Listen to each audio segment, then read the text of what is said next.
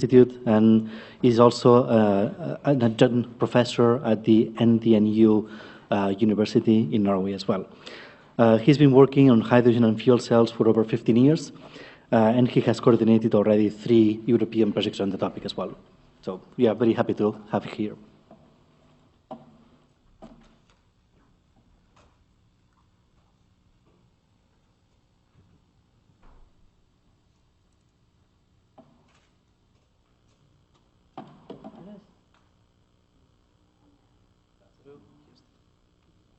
Okay. Yes, thank you very much, Pau. I see a lot of people come in the meantime. Great. Yes, I actually had received the title Hydrogen in Norway. That's actually not something I have a complete oversight over. It's actually a lot going on, and I wouldn't have been able to fill it in 20 minutes, so I just stuck to northern Norway, and specifically to what is clustered around the latest EU project I've been running in Haulus. So if we go ahead for the outline, first a bit of the context, then the mobility applications and the stationary applications, just to structure it this way. For the context, well, we heard before the Irish from Galway and the Scots from Orkney saying they were the end of the world. I beg to differ, this is the end of the world. This is a wind park in a place called Ragovida. It's in a municipality called Berlevåg, less than 1,000 people in the peninsula of Varanger. But at the last peninsula in Norway, in the county of Finnmark. That's as extreme as you get. They call it the 4th corner of the world. They do have a fantastic wind park. They have a concession of 200 megawatts. They built only 45 though. And there is another wind park called Hamnafjell, just the next peninsula. That's 120 in concession, and they built only 50. Why 45 and 50? Because there is a bottleneck of 95 that they can export, so they cannot build anymore, even though they have been authorized to do so. And in fact, the resources in the Varanger Peninsula are about 2 gigawatts. So it's a lot of money that is just passing over their heads, and they cannot exploit it because there is not enough capacity to export it. The capacity factor in that area is about 50%. It's quite high. The world average is about 30, 35-ish. And the local consumption is actually very low. We are talking about 60 megawatt maximum during winter when everybody is using electricity to heat their homes. And in summer, it's between 0 and 20 megawatts, depending on time of day. This time of the year probably is minimum because everybody is in Spain and sunbathing. But the local economy is mostly based on fishing, so you don't really have any industry that can actually take up this power. It's only residential use. So yeah, we need to do something with this power if they want to exploit it. We have in our project Varanger Kraft. They are the local grid operator, owners of the wind park, and now also they start a new company, Varanger Kraft Hydrogen, to commercialize the hydrogen they produced in the project. This is Berlevåg. It's a nice aerial view. It's less than 1,000 people and an airport, because that's the closest village is 90 kilometers away. And that's pretty normal distances in this part of the world. The electrolyzer will be placed in the harbor, which is a kind of strategic location because we can easily access both the harbor and the county road. Of course, the roads are sort of cleaned during winter, meaning with the properly trained drivers that they can actually make to the other side. The capacity will be about 1 ton per day, so it's quite a lot for this kind of area. We expect, we are already building actually a 10-kilometer power line from Ragovida. Virtually, the plant will be inside the fence, meaning that it will connect directly to the wind park. Initially, we wanted to actually have the electrolyzer physically within the wind park, but then, of course, we realized it's going to be kind of difficult to take the hydrogen out of it. In order to get to that wind park, you actually have to take a snowmobile for a few kilometers. So it's not something practical to go around with that, with the hydrogen tanks on your back. The electrolyzer, by the way, is delivered by Hydrogenics in Belgium, and they recently came up with a date for delivery. They expect to have that by early 2020. So there are some data that I already have mentioned, the 45 megawatt today, concession of 200, and the total potential of 2,000 megawatt, and those are in the corresponding capacities of how much hydrogen you can produce. So you can produce up to 400 tons per day with all the resources you can technically exploit in Varanger.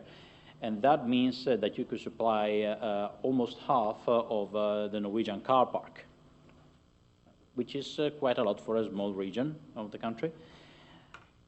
The production pressure of these electrolyzers is just 30 bars, but it's nice pressure for fixed storage. It's not so good if you want to actually transport the hydrogen out. Then you need at least 350 or better higher. And the upgrades to this pressure are outside project scope. The EU is paying only for the production. They would like to see us exploiting, but we need to make other projects for exploitation. Liquefaction plant, that's not realistic at this point. It's 1 ton per day, does not justify liquefaction. If we go up to 100, then it's going to make some sense. And then we're going to go through some applications for this hydrogen in the next slides. And basically, the 3 criteria I've been considering mostly it's whether the technology is available. For example, cars have been built, trucks are becoming available. How much hydrogen they're going to consume if we can get rid of this 1 ton per day. And of course, the gimmick factor, or lighthouse factor, does it look like something that is going to end up in the news?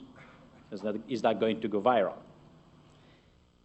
We already had actually 2 workshops in Vadsø, which is the capital of Finnmark. We had a lot of engagement from local politicians. They are very happy to see that suddenly they are in the news. It's one of those parts of the country that do not receive much attention, usually. We actually got 2 members of the government all the way from Oslo to Vadsø, which is in itself kind of an event. One of those 2 actually managed to get lost somewhere in Vadsø, and people had to rescue him, apparently. And there are a number of local stakeholders that were interested in developing hydrogen solutions. So it's getting more concrete, it's getting more realistic as it goes. So for the mobility, one of the applications that look very promising, fishing boats.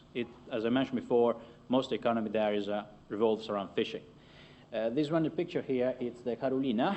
It's the Norway's and probably worse of electric fishing boat. Well, sort of electric. It runs on batteries when it's on a fishing field, but in order to get to the fishing field, it's still using diesel. So one thing that is being considered, well, what about shoving out the diesel and putting in some hydrogen, because it's diesel generators anyway, so you already have an electrical driveline. Also, there's a lot of interest in vessels for aquaculture support. That's both the actual ships that go around aquaculture pods and also the sort of hotel, they call it, the little houses that are floating on water that move around the fjords that are housing the workers for these aquaculture pods. We already have 3 people, 3 fishermen in Berlevåg who are interested and showed up at those workshops. One of them is especially active, and they already have prepared a proposal, so we're probably going to have a feasibility study during the autumn. So, and of course, there's a bunch of fishermen, the rest of the northern periphery, so if anyone is interested so take contact, and let's see if we can get something going together. Fast passenger ferries, that's another thing that is very positive for hydrogen as opposed to batteries. We have this shipyard, Brødrene. They have, since several years, expressed interest in hydrogen technology. They also are quite good at innovative ships. They have a number of battery-powered ships running in the fjords of Norway. That's very nice to feel like hovering above the water. Tourists like it a lot. And this would be similar. However, those boats, those battery-powered boats, are very slow. Well, they are made to transport tourists through the fjord, so they're slow so that the tourists can look at the fjord. But if you want something that has to transport people fast from A to B, then you need a lot of energy density, because the consumption goes with a cube of speed. So you need a lot of energy to be stored. The ferry between Kirkenes and Vadsø is a possible case, and the Finnmark County Council is looking, and they have a project running on this.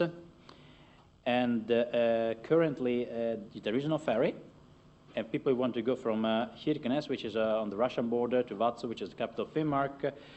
They can take what is the second most ridiculous plane route in Norway. It's 38 kilometers. It's over the fjord, or you can take a very boring 2-hour car ride.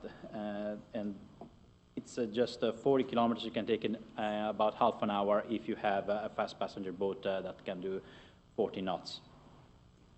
We barely missed EU financing. Unfortunately, there was a Horizon 2020 call that was a bit generic, so there were a lot of good proposals, and we missed by like 0.5. So we're going to try again. But that's one, of course, one of the very interesting applications we're looking at. Coastal Express, maybe, I don't know if there are any Germans in the room, because Germans certainly know about the Hurtigruten, because it's kind of a way to transport German tourists from Bergen all the way up to the Russian border. And it's very popular also for Dutch tourists, I think. And this initially was a way to move the mail across the coast. And the possibility of using hydrogen is very interesting, because right now we have a lot of cruise ships entering the fjords, and they are releasing a lot of pollution by using fuel oil. And this would be something very interesting for all of the coast, and not just for Finnmark. Then, of course, you need a much larger infrastructure. We have a new company, Havila, that is going to take over 4 of, I think, 11 ships. They're actually building their 4 ships right now. They probably did not even expect to get this task. They probably just sent in the proposal, and then they were kind of surprised what got accepted. And now they're scrambling getting these ships. They're going to be fuel cell ready, but they do not have the time, the physical time, to get the fuel cells in it. But we know they're interested and will be following up. This is going to be, however, farther out in time. They're going to start in 2021. Well, cars, of course. Cars, hydrogen cars, we've been talking on this for ages. But the production we have 1 ton per day is enough for 3,000 cars. As I told you, there's less than 1,000 people, including children, the elderly, and whoever is not supposed to be in a car. So it's not very realistic, but we could have some cars. It would have some lighthouse effect. It would be visible. And also, you maybe know that, Jon Bjørn mentioned before, that there's a lot of electric cars in Norway, but that's mostly in the cities. In Finnmark, there's almost no electric cars, because I also mentioned that between Berlevåg and the next town is 90 kilometers. So with most electric cars, you cannot go there and back. So it's not very practical. And that's why there are so few electric cars in Finnmark. But hydrogen cars can make all the way around Varanger on one fill. And if you always have the option of putting them on a ship, because the ship is doing all the little villages. Regional buses, these are the kind of buses that go around in Varanger. They're pretty small mini buses, and often they are on demand. So there's so few people there, and the distance so large that you actually have to order the bus the day before. So there are no such mini buses running fuel cells. We know that Bosch have made a prototype, but it's just a very basic prototype to test the technology, and it can probably drive 40 kilometers an hour. It's not meant to be run on actual roads. But some of these routes are actually serviced by taxis, because they're likely 3-4 passengers, so they manage to squeeze in a car. But we have also contacted the Jive project. They're looking for other demo sites, and we'll see, after the summer we might hear from them. So we are given a few Few cases. Most interesting is the case of North Cape, where we have a lot of tourists during the season that are being taken from Honningsvåg, the northernmost city in the world, up to North Cape. And of course, there's a lot of traffic during summer, and that would be very visible for tourists. Snowmobiles, that would be great lighthouse potential. Not much hydrogen being consumed, but we do have contact with the VTT in Finland. They have done electric snowmobiles before. We have contact with Aurora Powertrains. They have developed these battery snowmobiles, and they're very interested in having hydrogen. So right now we're looking for some financing, but we have confirmed interest from Nordkapp municipality, that is the North Cape tourist manager, so to say. Planes. There are some, there is always a very nice story about Norwegian Air Traffic Authority, Avinor. They're interested in electrical planes, and they've had this battery plane being tested, and they wanted the Minister of Transport to take a ride on this plane. Turned out the minister had to lose about 10 kilograms because there was a maximum payload that could not be exceeded, otherwise it would not take off. So, and again, that would be great for public health. If you cannot go on vacation unless you lose pounds, but that may not be very practical to get this kind of planes off the ground. More seriously, there have been some calculation by also by DLR in Germany that show that there is no way, even with the most optimistic battery development, battery technology development, that this kind of planes, as in the picture, can possibly take off with batteries and do their task as expected. This is not a random plane. That's a Dash 8 of this company, Widerøe. They are absolutely critical for connection in Finnmark. They basically jump from one town to the next, and especially in winter, the best way to move around. And of course, the possibility of using hydrogen instead is something that we are looking into it. It's something that Avinor has been interested in, so has a Widerøe, the company, and we have ZeroAvia from the US who are also interested in starting. So at this point, we are in a dialogue with Enova, a funding agency in Norway, to see if we can get something off the ground, pun intended. So that was for the mobility. For the stationary, the most promising is Svalbard. Again, I said before that Berlevåg was the end of the world. This is another end of the world. It's actually a surprisingly large island on top of the world here. 79 degrees of latitude. There are actually more polar bears than people. Sometimes polar bears do eat people. They have about 2,000 inhabitants in this one town, Longyearbyen. They do not have a island-wide grid, of course. The grid is covering only the town. And currently they use a coal power plant. It's several decades old, and they're already considering how to replace it. And of course, Svalbard is the main world purveyor of pictures of polar bears sinking in the water on a small piece of ice. So it's important for Norway not to install fossil fuel there. It's a kind of political point. You have you cannot really go to America and say reduce your emission at the same time, the same place that the polar bears are sinking into the water, you are installing more fossil fuel. So it's not politically viable. There's in Oslo, they have been quite clear that they do not want to have the LNG that was suggested by a consulting company as the cheapest option. It is the cheapest option, but it's not that expensive either to install hydrogen or even batteries, for that sake. We have been considering hydrogen import. The study of this consulting company considered only local production of hydrogen. And the wind in Svalbard is not very reliable, but it is very reliable in Varanger. So we can produce hydrogen in Varanger, export it to Svalbard, and resolve it. It's also possible to make ammonia and use that as a fuel. That's one thing that Statkraft, energy company in Norway, is very interested in. And these are good because micro combined heat and power, that's an off-the-shelf technology. It's been around for quite some time, and you can pretty much order all the units you need and gradually introduce in the district heating and power system of Svalbard. Generators, we were considering to install some reserve capacity in Berlevåg. Now, let's see, I'm not sure it's clear enough, but this blue line here is the grid in Varanger, the main grid.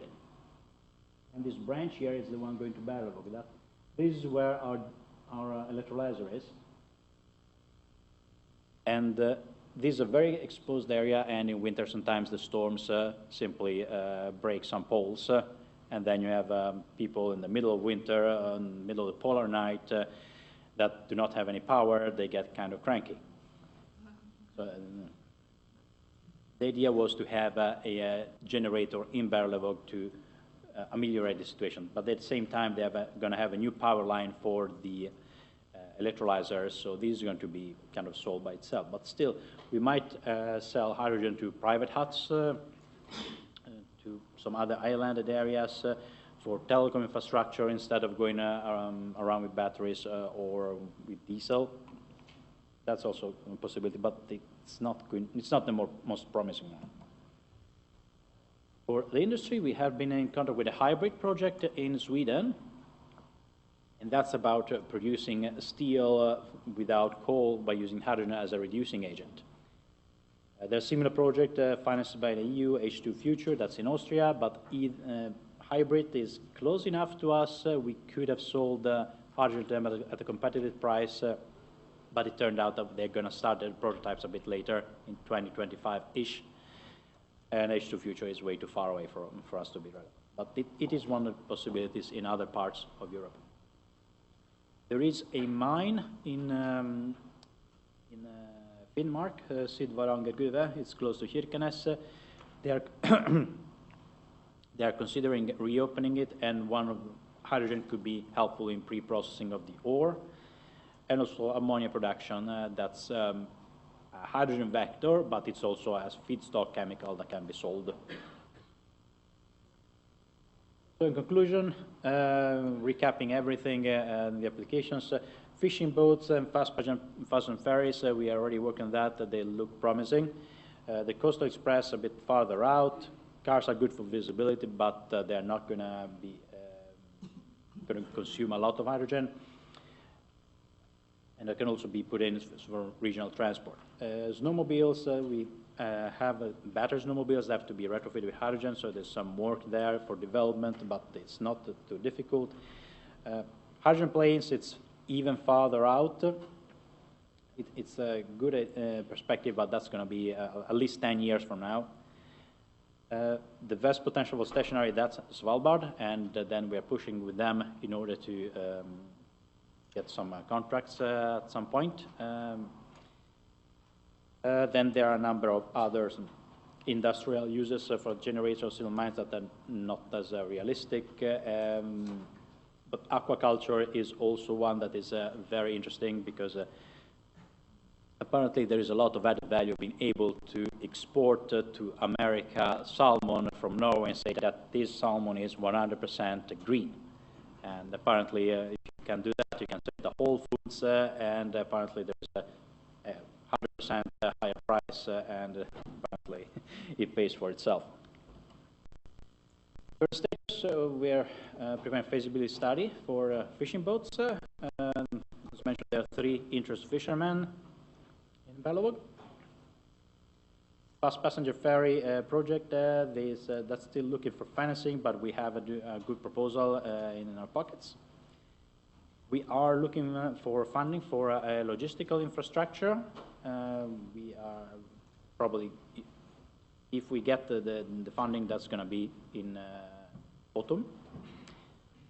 Probably we have their own proposal for Svalbard. For snowmobiles, we might get a prototype by the end of next year. And we are also trying to convince Jive to send some of the buses to us. Yeah, that was pretty much the status. So thank you for your attention.